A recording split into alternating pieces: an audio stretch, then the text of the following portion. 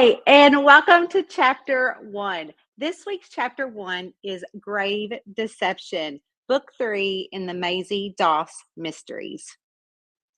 Chapter 1. Nearly barfing from the scent of Wes Dalton's cologne, a mix of cedar and something spicy, I rolled down the window and peeled back my thighs from the sweat between them and his leather seats. Wes's face was a mix of frustration and concern as he gripped the steering wheel. Maisie, Wes's voice was strained. I need to know about those letters. Why didn't you tell me about Earl? I'll tell you about Earl. The bitter taste of just saying the jerk's name made my mouth water. He beat Dixie Ray Gibson so bad she lost her baby. Then he ended up and disappeared when he got the chance to, after she told him that she had filed the paperwork against him. That's what I can tell you about Earl. The hum of the car's engine filled the air as we sped down the quiet streets of Newport, Kentucky. I glanced at him, and his jaw was set tight and his eyes focused. He called me out, needing to know about the letters he'd found after illegally letting himself into my apartment. The letters were threatening to me and Dixie, stating that they knew what we had done to Earl. Dixie Ray just wasn't a best friend. She was like blood. And where I came from, there ain't nothing more precious than blood, no matter what went on. Dixie had shot him and called me, and I did what needed to be done. Granted, it was toss him in the back of Dixie's car and take him down to the beach area on the Ohio River on what I called the good side of the river, which was the Kentucky side. We disposed of his body, but apparently the man had 9 lives. Or I could blame it on the fact that Dixie Ray and I had done our own due diligence and made sure that Earl was dead, because he wasn't. Looking back on it, I wasn't so sure Dixie wanted to kill Earl. I mean, more like scare him so much that he'd never mess with her again. But Wes's voice was low and serious as he spoke, and each word weighed down with concern. Maisie, you need to be honest with me. This could jeopardize your position as a CI for the department. It could hurt you, he said, his gaze locking onto mine. Earl is demanding a trial. Let him, I said, knowing I'd put him in prison after I'd loosely tied him to an illegal art ring, which he didn't have any part in, but I was smart enough to have entwined him into that ring just enough and planted enough evidence that there was no way that a jury would set him free. Well, maybe they'll give him longer for abusing Dixie and killing the baby. I opened my mouth to say something else, but before I could utter a word, his police radio cracked to life. All units, we have a 1080 in progress. Suspect fleeing westbound on Monmouth Street, requesting immediate backup. All units respond. Wes's eyes widened, and without hesitation, he flicked on the siren lights on the unmarked car. The car lurched forward, throwing me back into my seat. The thrill of the chase was instantaneous, adrenaline surging through my veins. The siren blared, a piercing wail that echoed through the narrow streets. The reflection of red and blue lights flashed in the shop windows as we zoomed past, the colors blending into a dizzying blur. We weaved in and out of traffic. Wes's expert driving keeping us just inches away from disaster. Each swerve and turn sent my heart racing. Hang on, Wes shouted over the noise, his knuckle white as he gripped the steering wheel. I could feel the car's tires screeching against the pavement as we rounded a sharp corner. The building seemed so closed in around us, the brick facades a blur in my peripheral vision. The roar of the engine was deafening, mingling with the sounds of honking horns and the wail of the sirens. I gripped the door handle, my heart pounding in sync with the siren. The city lights streaked past in dizzying array of neon and headlights. We weaved in and out of traffic, Wes's focus unyielding as he maneuvered the car with precision. Faster, I urged, the adrenaline surging through my veins. We sped past pedestrians who barely had time to jump out of the way, their faces a mix of surprise and fear. The air was thick with the smell of burning rubber and metallic tang of my fear. My pulse pounded in my ears, matching the frantic beat of the chase. He's heading for the bridge, Wes yelled, his eyes locked on the fleeing suspect's car ahead. I watched as the suspect's car swerved wildly, narrowly missing a parked delivery truck. The suspect was desperate, willing to risk everything he had to escape. Wes floored the accelerator, the force pinning me against the seat as we closed the gap. And just as we reached the bridge, the suspect's car veered sharply to the right and fishtailed, losing control before slamming into a row of parked cars.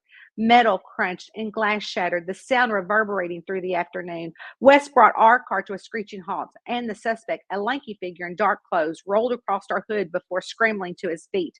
Stay here, West ordered, but I was already moving. West jumped out of the car, gun drawn, shouting for the suspect to stop, and I slipped out of the passenger side, moving quickly to the corner of the block. My heart was in my throat, but my hands were steady as I drew my gun against the suspect, aiming at the suspect. The air was alive and the street was chaos. Backup cars came squealing from all directions, their tires screeching as they pulled to a stop. The suspect looked around, panic in his eyes, but he never saw me. He took one more step and I called out, "Freeze! Drop the weapon!" My voice was firm and unwavering. The suspect turned, his eyes widening as he saw me standing there, gun aimed directly at him. For a moment, time seemed to stand still. The only sounds were the distant wail of the siren and the heavy thud of my heartbeat. The suspect hesitated, his eyes darting around for an escape. I took a step closer, my grip on the gun steady. Unless you want to end face down up in the morgue, I suggest you do as you're told. I stared down the sleek steel of the gun. And trust me, I have no problem putting you there. He hesitated, and that was all Wes needed. He tackled the suspect to the ground, wrestling the weapon from his grip. Within seconds, the backup officers were on him, cuffing, snapping around his wrist. I lowered my gun, exhaling a breath I hadn't realized I had been holding on to.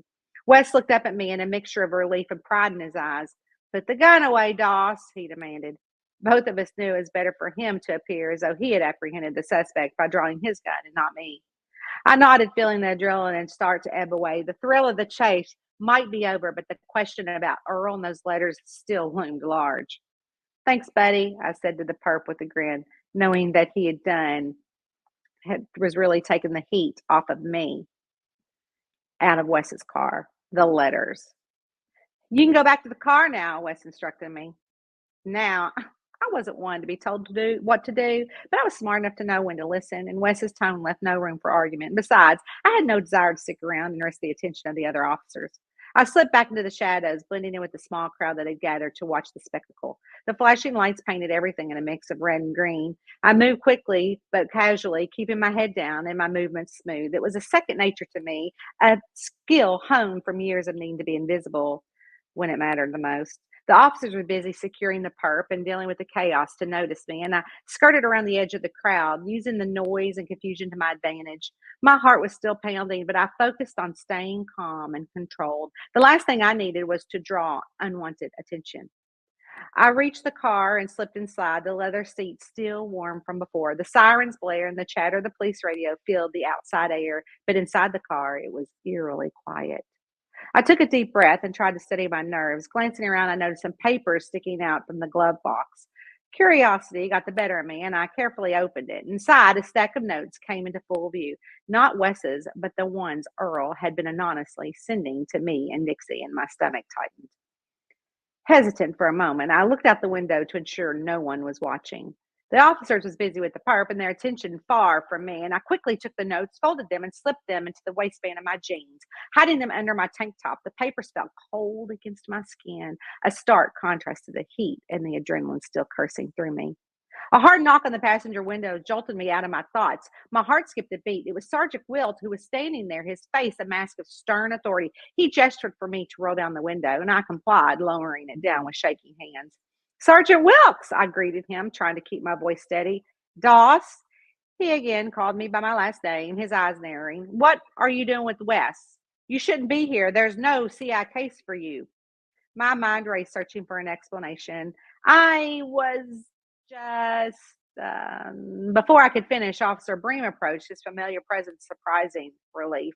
He had been my last marshal on the previous CI case. Maisie, he called, a friendly grin on his face. So are you taking our new case? Caught off guard. Yes, and yes, I am. I lied and looked between him and the sergeant. Wilkes raised a brow, looking between Brim and me. I wasn't aware a CI was assigned to your case. Wilkes obviously knew about the case Brim was referring to, leaving me in the dark. But I was good at pretending, and it was a long game for me. Brim chuckled, clapping Wilkes on the shoulder. Just come down the pipeline, Sergeant. Guess they didn't loop you in yet. Doss here is perfect for it. They exchanged my name as if it was nothing more than a piece of a puzzle, disposable to get their man. Wilkes studied me for a moment longer before nodding. All right, then. Just make sure everything is in the book. Goes by the book, he stated, knowing this was a very hard ask of me. Of course, I replied, forcing a confident smile, lying again. Wilkes walked away, leaving me alone with Brim. He leaned in closer, his expression serious. You okay? He asked. Yeah, I breathed, relief flooding through me. Thanks for that. No problem, he said with a wink, but it looks like you just signed up again and I'll be in touch. I nodded, watching as he walked away. My life was a web of secrets, lies, and deception. I slipped out of the car, the papers hidden under my shirt, and headed across the street. My mind was racing with thoughts of the notes and what Wes could possibly want with them. The adrenaline from the chase had yet to fade completely, making each step feel more urgent. I had to get to Dixie. I knew she was at her shop, Dixie Threads, in Fort Thomas, Kentucky, and it would be quite a haul to get there for foot. I knew once Wes saw I had bolted, he would be scouring the streets to find me, and I knew he'd go to Dixie's Threads when he could. Slipping into Carabel Coffee on Monmouth Street, I knew he'd never believe I'd pay this much for a coffee, but desperate times called for desperate measures. The rich aroma of the freshly ground coffee beans enveloped me as I approached the counter. Hi, I'll have a caramel macchiato with extra foam, I said, trying to sound as casual as possible. The barista nodded, scribbling my order on a cup before turning to make the drink. The place was bustling, a perfect cover. I wandered over at the window where there was a bar to sit and looked out while I waited for them to make my coffee. I stared out at how the sun beat down relentlessly on the blacktop, causing the surface to shimmer and waver when I tried to figure out my next move. The intense heat radiated upward, creating a mirage like effect that made the road appear to ripple and dance. It looked as if the pavement was melting, blurring the edges of the street and distorting the view ahead, making it seem like waves of water flowing across the asphalt. I pulled my phone out, glancing around to make sure no one was paying attention, and I dialed Boone's number. It rang twice before he picked up. Maisie, what's up? Hear the familiar sound of our family mechanic shop in the background, the whirling of the air compressor, the clanking of the metal tools, and the rhythmic hum of the machine that removed nuts and bolts from tires. As strange as it sounded, Boone's background noise brought a sense of comfort despite the chaotic situation I had found myself in. I need your help, Boone. Can you come get me? I'm at Carabel Coffee on Monmouth, I said, keeping my voice low. What's going on? His tone shifted. He sensed the urgency. I'll explain when you get here. Just hurry, and we need to dispose of some papers. There was a pause. I got it. On my way. He never said bye. He simply hung up the phone as the line went dead. Chapter 1, Grave Deception.